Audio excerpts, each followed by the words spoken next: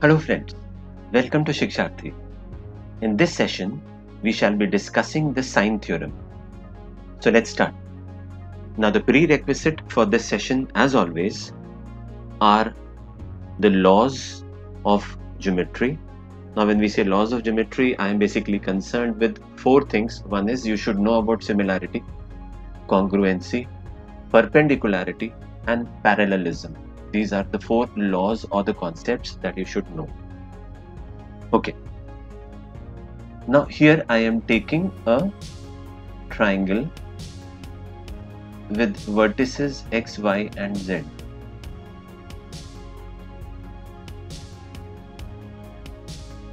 So let's say this vertex is x, this is y and this is z.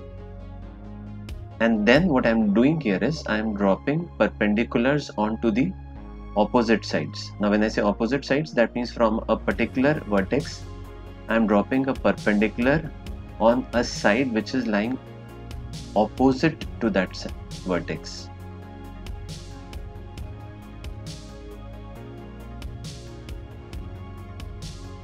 Please appreciate it is freehand drawing, so excuse me in case if the line does not look to be a straight line, though all the lines drawn here are straight lines.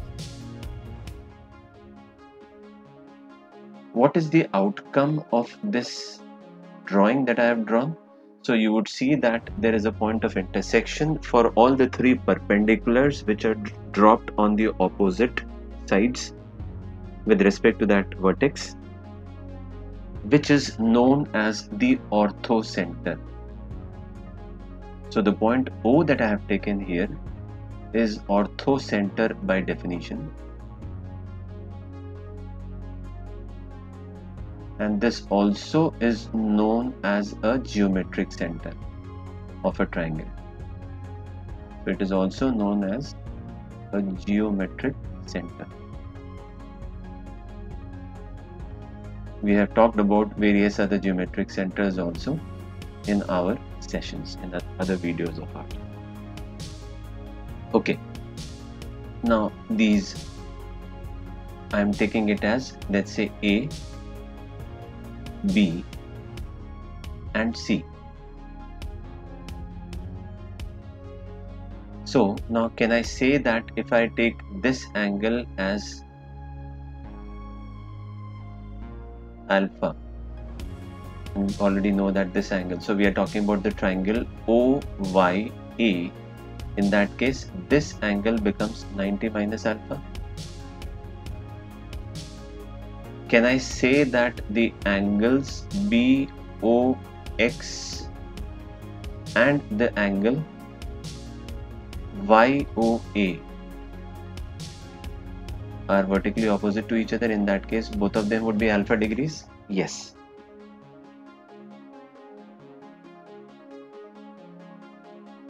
Right? In that case, the angle BXO becomes alpha only? It does.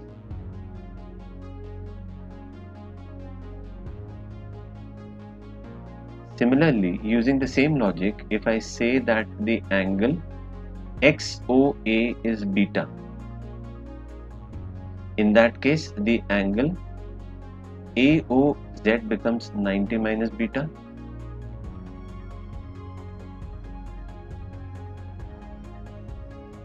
Okay, incidentally, there is a small mistake that I had done here. Can I say that angle BOX here is 90 minus alpha, not alpha? The point that I was trying to make there was, these are vertically opposite angles in which the measure of both the angles would be the same. Okay. Analogously or similarly, can I say that the angle XOC will also be 90 minus beta? In that case, the angle CXO also becomes beta. Okay, let me pen this down. Okay, so now when I'm penning this down,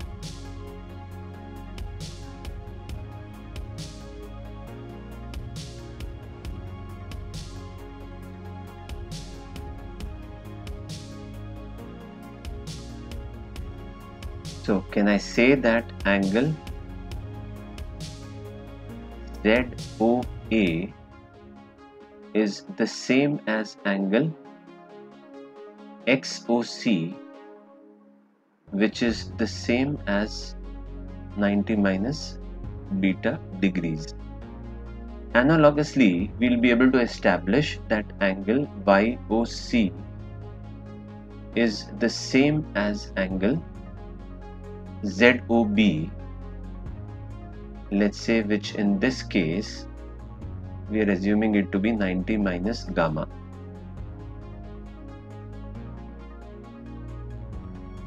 In that case, if I take this angle as gamma, this angle becomes 90 minus gamma. This angle also becomes 90 minus gamma.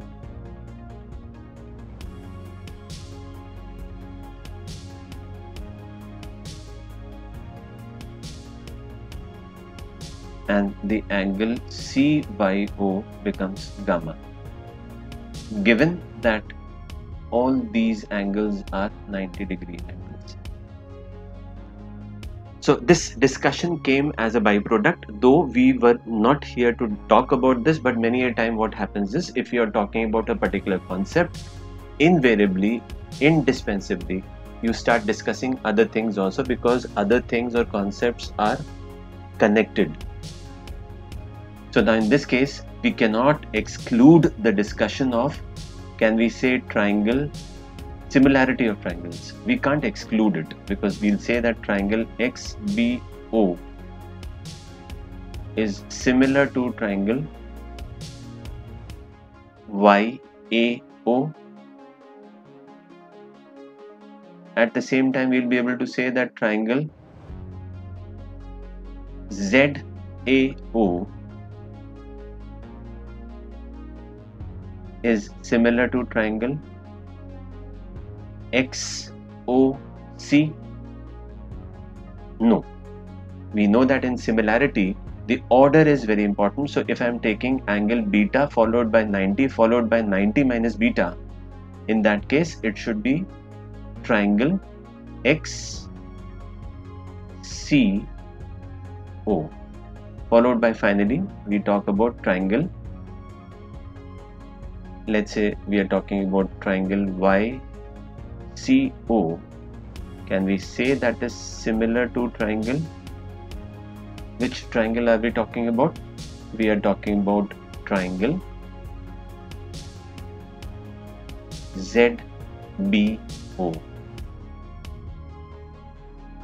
I repeat, we were not interested in discussing this, but many a time what happens is, you are doing something else and something else sprouts as a byproduct or as a main product.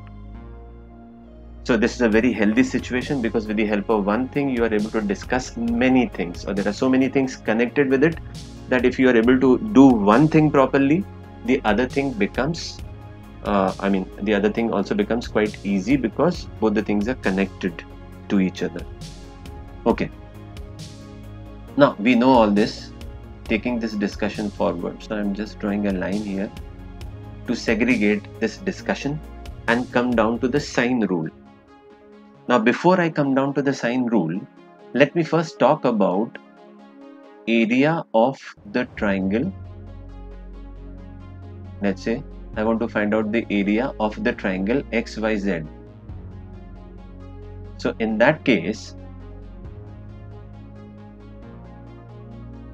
what would I say? So when I am finding out the area of the triangle XYZ, we know that the area of a triangle is half into its base, which in this case is YZ, then into its height, which in this case becomes XA.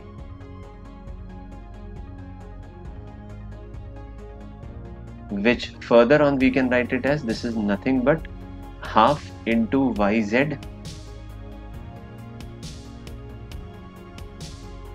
into, now from trigonometry we know that sine Y, which is, we are talking about the angle XYZ, so we are talking about sine Y is equal to XA upon XY. So from there we'll be able to say XA is equal to XY into sin Y. So what is that we are able to establish? We are able to establish that the area of a triangle can be represented in trigonometry with the help of, it is nothing but half into the product of two sides into the sine of the angle included between the two sides. What I mean to say now is, now if I have to write down the area of the triangle XYZ, I can write down the area in three ways. One is half into XY into YZ into sine of the angle between these two sides, included between these two sides, which further can also be written as this is half into, let's say, YZ into XZ into the sine of the angle included between these two sides, which in this case is sin Z, is equal to half into XZ into XY into sine of the angle included between these two sides, which incidentally here is sine of X. So the area of the triangle XYZ can be represented in three different ways because of the three different perpendiculars that we had drawn. This is why we had drawn those three perpendiculars, not to discuss orthocenter or the geometric center, or we talked about similarity, but we could not have excluded the discussion of the same while discussing the sine rule. Now let us say these are three different equations, and all the three equations I am dividing it by the product of the three sides, which is XY